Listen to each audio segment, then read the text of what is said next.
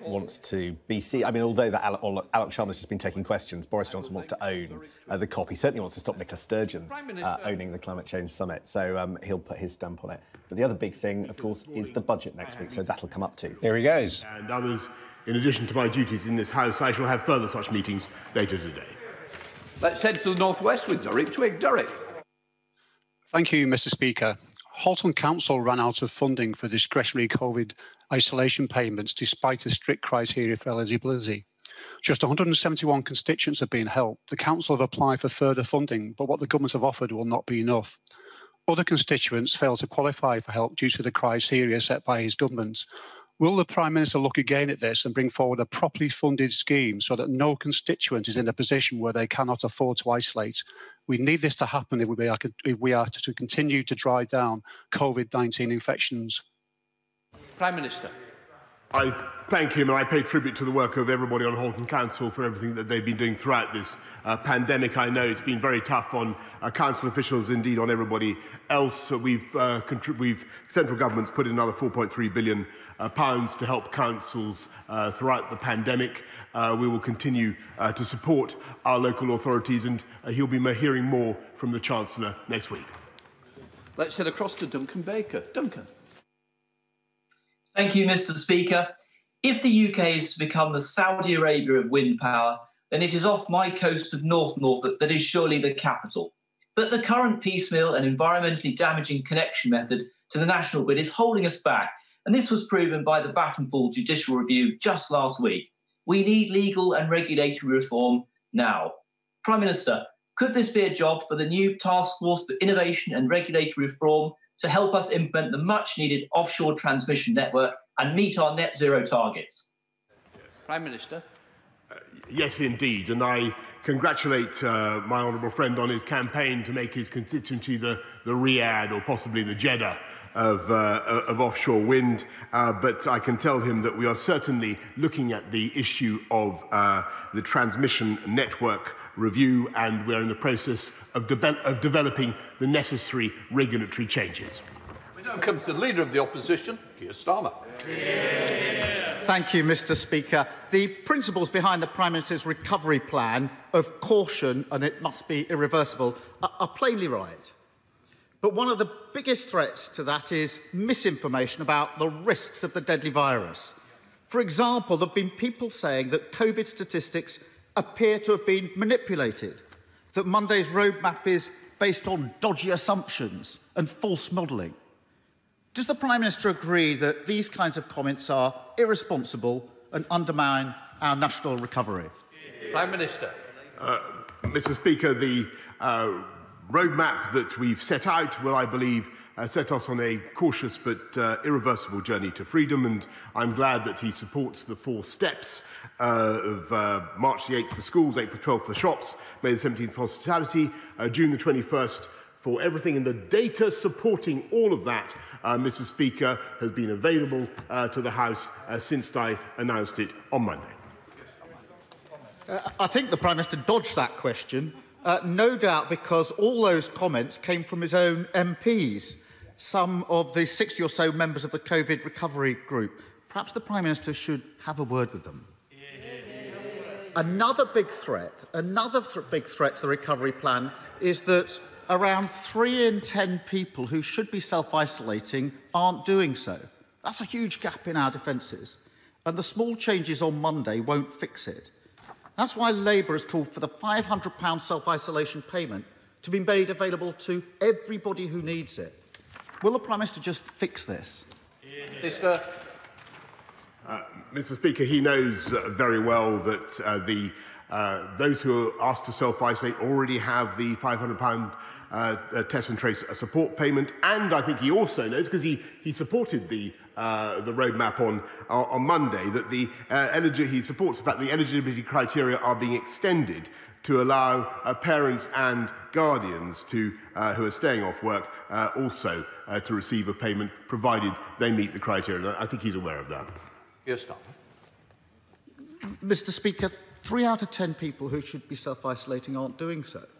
That matters to millions of people, and it matters if we're going to get the virus under control. The chair of Test and Trace said that people are scared to come forward for a COVID test because they can't afford to isolate. That's the chair of Test and Take, can't afford it. The government's biosecurity centre concluded that unmet financial need was why some lower income areas are seeing stubbornly high infection rates. So why, after all the billions the government has thrown around, is it still people in low-paid jobs who are at the bottom of this government's priorities? Prime Minister. Actually, Mr. Speaker, I think most people looking at what we've done throughout this pandemic, looking at the support, the £280 billion package of support, can see that it is the poorest and the neediest in society, those on the lowest income, who have been the top of the government's priorities. And that is quite right. And we will continue to act in that way, Mr. Speaker, and he will be hearing more about that next week from the Chancellor, in addition to the discretionary funding we've given councils to support those who need it most, including those, Mr. Speaker, who have to self-isolate. Here's Starmer. Mr. Speaker, here's the difference. If you need £500 to isolate, you're out of luck. If you've got the Health Secretary's WhatsApp, you get a £1 million contract. Turning to next week's budget. Now, I don't expect the Prime Minister to preempt what's in the budget. If I want that, I can read it on the front page of the Times. But can the Prime Minister at least agree with me today that now is not the time for tax rises for families and for businesses? Prime Minister.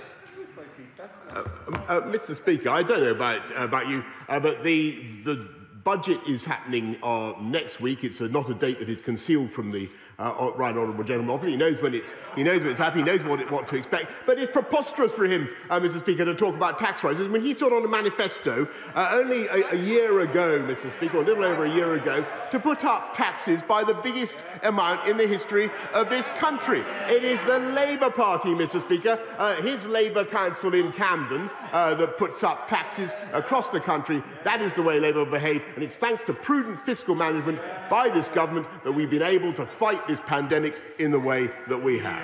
Yes, he wants to talk about tax rises. And he should, because this matters. Councils up and down the country are being forced to decide now whether to put council tax up. That's a £2 billion rise on families. I'm not blaming councils. They've been starved of funding for a decade. And Labour and Conservative councils are in the same position. For example, the Prime Minister might want to concentrate on his own constituency. His own council, Hillingdon, Conservative-run Hillingdon, is voting to increase council tax by 4.8%. Does the Prime Minister think that they're right to do that? Prime Mr. Minister. Speaker, Hillingdon Council, in common with most Conservative councils, has been running lower council taxes than Labour, up and down the country. He's completely wrong, Mr. Speaker. I'm going to correct him. The top 10 highest council taxing councils in this country are run by the Labour Party, Mr. Speaker. And they are all going to put their taxes up, Mr. Speaker, except for one in those top 10, which is Burnley, which is currently in no overall control, Mr. Speaker. And he talks about London and my own record on taxes. He should talk to the current Labour Mayor of London, who is putting up his council tax by 10%, because I can tell him that the previous Conservative Mayor of London, Mr. Speaker, cut council tax by 20%. That's what Conservative councils do. Here's Starmer. The fact is, Mr. Speaker, that £15 billion has been taken out of council budgets over the last 10 years. The Prime Minister stopped blaming others for the damage he's done, and he quotes the Mayor. This was the former Mayor who bought water can that can be used, spent millions on a garden bridge that never got built, and then more recently given a pay rise to Dominic Cummings. Mr. Speaker, this is another PMQs with yet again no answers. And the truth is this. The government spent a decade weakening the foundations of our economy and our country.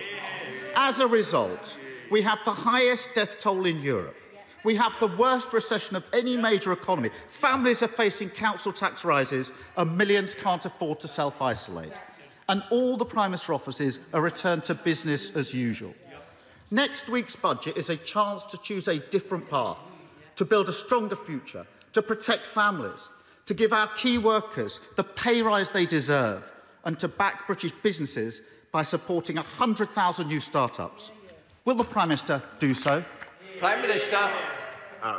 Mr. Speaker, if he'll only wait till next week, I think he'll find that we'll do far more than that paltry agenda that he set out. Far more than that. And I must say, Mr. Speaker, it is quite mystifying to see the way the right honourable gentleman weaves hither and yon like some sort of druidical rocking stone, Mr. Speaker. One week he claims that he supports the vaccination rollout. The next week he actually attacks the vaccine task force when they're spending money to try to reach hard-to-reach vaccine-resistant groups and says that kind of spending can't be justified. One week he calls for us to go faster with rolling out vaccines, when he would have stayed in the European Medicines Agency, which would have made that rollout impossible, Mr. Speaker. He vacillates, Mr. Speaker, we vaccinate. And we're going to get on with our agenda, cautious but irreversibly taking this country forward on a one-way road to freedom. And I very much hope that his support, which has been so evanescent in the past, will genuinely prove irreversible this time, Mr. Speaker. Let's head to Yorkshire with Andrea Jenkins. Andrea. Thank you, Mr. Speaker. The Prime Minister's roadmap will provide many of my constituents in Morley and outward with a vision of hope for the future, that life will be set to return to a new normal before the end of June, and it will allow us to celebrate the Great British Summer. Can the Prime Minister inform the House of the preemptive actions that the government is taking to spot, prevent and limit the damage of any future health emergencies, so that local economies in constituencies like mine have a sense of certainty that this will be their last lockdown? Prime Minister. Yes, she's quite right to raise the issue of local outbreaks and how to tackle them. And particularly with the threat of new variants, which she rightly raises. And that's why we have a very tough border regime, but also a programme as we go forward for surge testing, door-to-door testing, to ensure that when there is a local outbreak, we keep it local and keep it under control, as we're trying to do at the moment, as she knows, with the South African variant. Let's head to Ross Skye and Lochaber with the leader of the SNP, Ian Blackford. Ian. Thank you, Mr. Speaker. Next week's budget gives the opportunity to tackle the financial costs of this pandemic. The UK has suffered its worst recession in 300 years. We now need a government that understands the scale of this crisis. Yet, at the very moment that the recovery needs maximum investment to recover, the Tories are threatening austerity cuts that will leave lasting scars in all our communities. Families have already seen their incomes slashed under this government, and now the Tories want to impose a public sector pay freeze and cuts to universal credit. So will the Prime Minister rule out a return to Tory austerity cuts and commit to a major fiscal stimulus of at least 5% of GDP, or will he threaten the recovery and leave millions of people worse off? Prime Minister. I'm proud, Mr. Speaker, of the massive investments that the UK Treasury has made throughout the whole of the United Kingdom. £13 billion and more going to Scotland, huge sums going throughout the country. And I must say, I wish that the Scottish Nationalist government would spend that money better. Because it's very sad to see some of the failures in education policy in Scotland, the failures in their criminal justice policy in fighting crime. And I think what the people of the whole UK would like to see, and I believe the people of Scotland, is less talk about a referendum, Mr. Speaker, which is his agenda, and more talk about the real issues facing our country. Go back to Ian Blackford. Ian Blackford. Thank you, Mr. Speaker. The Prime Minister is boasting, but the cold, hard reality is that the United Kingdom has suffered the worst slump of any major economy, and 120,000 people have lost their lives. That's under your guidance, Prime Minister. Coronavirus has exposed the deep inequalities under this broken Westminster system. After a decade of Tory cuts, millions of families are in poverty and UK unemployment is soaring. In contrast, in the United States, President Biden understands what is needed. He has proposed a $1.9 trillion stimulus package to restart and renew the American economy. Prime Minister, will your government follow the example of the US and boost the economy like Biden? Or is the Tory plan to return to type and impose yet another decade of Tory austerity? Prime Minister. Mr. Speaker, this government is investing £640 billion in infrastructure alone throughout the UK. A massive programme to get our country rebuilt and restarted again. And I think that is what people would like to focus on, rather than his agenda to talk about our broken politics, our broken country. All they want to do is break up Britain with another referendum. And I think that is the last thing this country needs at the moment. More.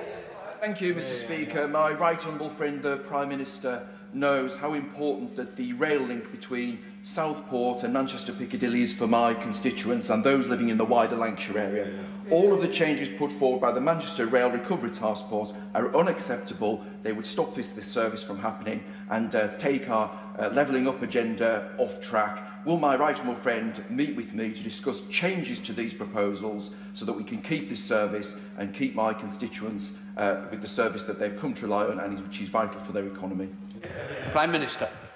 I congratulate my honourable friend for his campaign for better local transport, and we are investing massively in rail connectivity in his area, in local bus routes, and the particular line that he advocates, I know, is one of great interest to my right honourable friend, the Secretary of State for Transport, and I will make sure that he has a chance to discuss it personally with him. Let's go across to Ed Davey. Ed Davey. Can I start by thanking the government for their change of policy announced today on the vaccination priority for people with learning disabilities, despite the Prime Minister's rather more equivocal answer to me on this last Monday? Mr. Speaker, today, millions of Uyghur people in China live in fear under a cruel regime. The BBC, international media, and human rights NGOs are all reporting on forced labour camps, women being raped and sterilised, and families being separated. This is a genocide happening in front of our eyes. So does the Prime Minister agree with me that unless China ends this genocide, Britain and Team GB should boycott the Winter Olympics in Beijing next year? Prime Minister. Mr. Speaker, the right honourable gentleman is absolutely right to highlight the appalling campaign against the Uyghurs in Xinjiang, and that's why the Foreign Secretary, my honourable Foreign Secretary, has set out the policies that he has, the package of measures to ensure that no British companies are complicit in or profiting from violations. We're leading international action in the UN to hold China to account, and we'll continue to work with the US, friends and partners around the world to do just that. He raises a point about a sporting boycott. We're not normally in favour of sporting boycotts in this country, Mr. Speaker, and that's been the long-standing position of this government. Let's head to North Cumbria with Dr. Neil Hudson. Dr. Hudson. Thank you, Mr. Speaker. Penrith and the border struggles with poor broadband and phone signal connectivity, with download speeds around 56% of the UK average. Many of my constituents have been quoted large and unfeasible sums for new cables to be installed, which is often their only option to improve coverage. I welcome the potential of the shared rural network, the gigabit voucher scheme, and the universal service obligation to help. But what reassurance can my right honourable friend give my constituents that government is striving to address these broadband and phone signal not spots in rural Cumbria? Prime Minister. I thank my honourable friend and for all he does to campaign for the hardest to reach areas in rural Cumbria. And I know that we're doing all we can because I raise it virtually every day. And we are rolling it out as fast as we can. We've committed about £5 billion to connect those areas, £1 billion for the shared rural network agreement, and a voucher scheme to target predominantly rural areas. But we are intending to get everything we can possibly done in the next 5 years. Let's head north to Dame Diana Johnson. Dame Diana. Thank you, Mr. Speaker. Is the 40% cut to transport for the North's budget part of the Prime Minister's plans for levelling up the North? Prime Minister. There's been no such cut, Mr. Speaker, and we intend to invest massively in Northern Powerhouse Rail, in railways in the north, and across the entire country. Let's head to Susanna Webb. Susanna. Thank you, Mr. Speaker. Whilst hospitality has had to close their doors, in true Black Country spirit, many of my venues have been truly entrepreneurial and now offer a great takeaway service. To celebrate this entrepreneurial spirit, I am launching a favourite takeaway competition in my constituency today. Will the Prime Minister join me in launching this competition and also in a takeaway from the winning entry when he's next in wonderful Stourbridge? He'll receive a very warm welcome, and I'm happy to throw in a trip on the country's finest shuttle, which I hope soon to see, called the Stourbridge Dasher. Prime Minister. Yes, I congratulate my honourable friend. What she's doing to champion takeaways in Stourbridge, I'm not sure it'd be environmentally friendly for me to order a takeaway from Stourbridge in Westminster, but I thank her very much for her initiative, and I look forward to visiting the hospitality sector in her constituency as soon as possible. West Street. Thank you, Mr. Speaker. The education and well-being recovery of children from the pandemic is one of the biggest challenges facing our country. But we went into this pandemic with rising child poverty, a widening attainment gap, and school funding falling in real terms. So, given that, does the Prime Minister really believe that the 43 pence per pupil per day announced today really cuts it? And if he does, would he really be happy to see that amount spent on his own children? Prime Minister. Mr. Speaker, I passionately disagree with what he's just said about the spending that was going on even before the pandemic.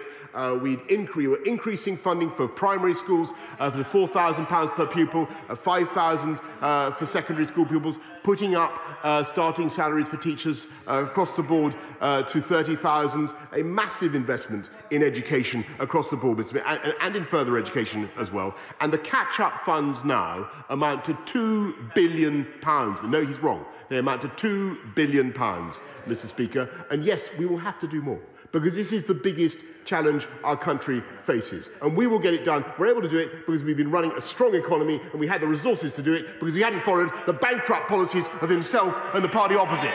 Rob Roberts. Thank you, Mr. Speaker. Janine Maguire in my constituency, who is a mother of three, suffered a very unusual and unexpected and immediate cardiac arrest which saw her sadly pass away in February 2000. 20 years later, in August of last year, one of her daughters, Cara, suffered strangely the same fate with an unexpected cardiac arrest. Fortunately, her friend Michael was with her, who was a former soldier and thus trained in first aid and life-saving. Despite her heart stopping for 20 minutes, he managed to save her life. In September of last year, the UK government made it mandatory for CPR skills to be taught in secondary schools, but despite a campaign and a letter from all of my Welsh Conservative colleagues, the Education Minister in Wales has declined to do so. Will my right honourable friend throw the weight of his office behind my campaign to have CPR skills taught in Wales so that the Maguire family and those like them no longer have to suffer in such tragic circumstances? Well, I think the sympathies of the whole House will be with my honourable friend's constituent, her family and friends. And I agree with him very much about the importance of learning CPR, and that's why we introduced it into the curriculum for all state-funded schools in England. It is, of course, a devolved issue, and I share his urgency that it also should be adopted in Wales as well. Let's head to Lancashire with Rosie Cooper. Rosie. Thank you, Mr. Speaker. Much focus of late has been on children returning safely to school. In my constituency, successive cohorts of pupils have had to wade through overflowing drains to get into school and are routinely evacuated from flooded classrooms. That takes a huge toll on the quality of their learning. Will the Prime Minister work again with Lancashire County Council and the head teacher of Town Green Primary School to ensure that no child in West Lancashire loses a vital day of education, especially to flooding-related issues? Prime Minister. I thank her very much, I sympathise very much with her constituents and the pupils who have to put up with disruption caused by flooding. I know that the Environment Agency continues to work very actively with the county council to resolve the issues, and that the DEFRA minister has written to her about what more can be done. Let's head to Giles Watling. Giles. Thank you, Mr. Speaker. Now, my right honourable friend will know that pubs have been closing all over Britain for decades now, tearing the hearts out of communities. Now, this terrible pandemic has made things even worse, but part of the problem is undercutting by cheap supermarket booze. But now we're out of the EU, surely we can do as we please with beer duty. Differentiation in favour of on-sales could deliver great benefits to pubs in communities like Clacton, at nil cost to the taxpayer. Will my right honourable friend commit ministers to look at this differentiation proposal? Prime Minister. Mr. Speaker, he makes an extremely good point, which I'm sure will be heard with great interest around the country, and there is just such a review being carried out after consulting pub owners and brewers and others, and I know that the Chancellor is looking very closely at the findings. Let's head north to Alex Cunningham. Alex. Mr. Speaker, I was disappointed that the Prime Minister didn't accept my offer to meet with him when he recently visited my constituency's wonderful Fujifilm vaccine complex in Billingham to celebrate our local success story. I could have taken him to nearby Billingham Food Bank, where he would have learned that over a third of the children in my constituency live in poverty, and yet 2 in 5 of those same children are still not entitled to free school meals because the threshold is so low. Will the Prime Minister urgently address this scandal, take long-term action on universal credit and school meals, and help free our children from poverty? Prime Minister. Mr. Speaker, I certainly am proud of what universal credit is doing. Odd to be attacked by a Labour member over universal credit when it's his party's policy to abolish that benefit. But the best thing we can do for families in Billingham is ensure that there are very good jobs, and it was wonderful to see what's happening in Teesside under the leadership of Mayor Ben Houchen, the investment that is going in by Fujifilm and others, which will create long-term jobs, and it's the belief of this side of the House, Mr. Speaker, that that is the route out of poverty. It's fantastic education and top-quality jobs, and that's what this government aims to deliver. Sent to the southwest with Jack LePresty. Jack. Thank you, Mr. Speaker. My right honourable friend will recall from his visit in 2019 that the Port of Bristol will make an excellent location for a Great Western Freeport. And the West of England Mayor Tim Bowles has submitted a bid which could create 50,000 jobs in the region.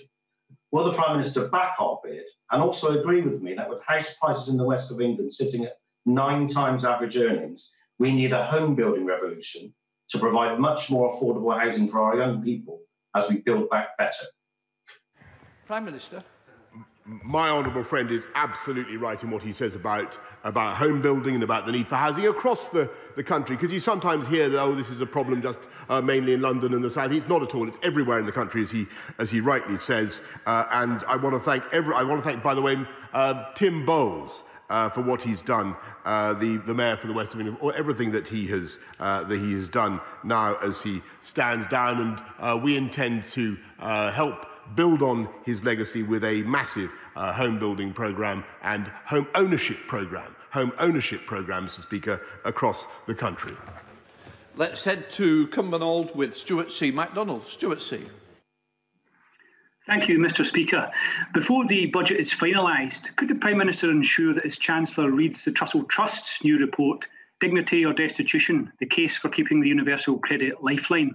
His government has been incredibly generous to pals with PPE contracts, so surely, instead of cutting employment-related benefits to the lowest real terms level in 30 years, he must now afford some basic dignity to 6 million people on universal credit and make the uplift permanent. Prime Minister. Mr. Speaker, we will continue to look after people throughout this pandemic and beyond, and the best thing we can do across the whole of the country is to bounce our economy back as fast as we can, get people into high-quality jobs. As I said to the previous member, that is the agenda of this government. Final question, Christian Wake. Thank you, Mr. Speaker. I'd like to start by thanking my right honourable friend, the Education Secretary, for his announcement of a new high school for Redcliffe on the back of my campaign. This new high school will be the kickstart for regeneration that the town is desperately in need of.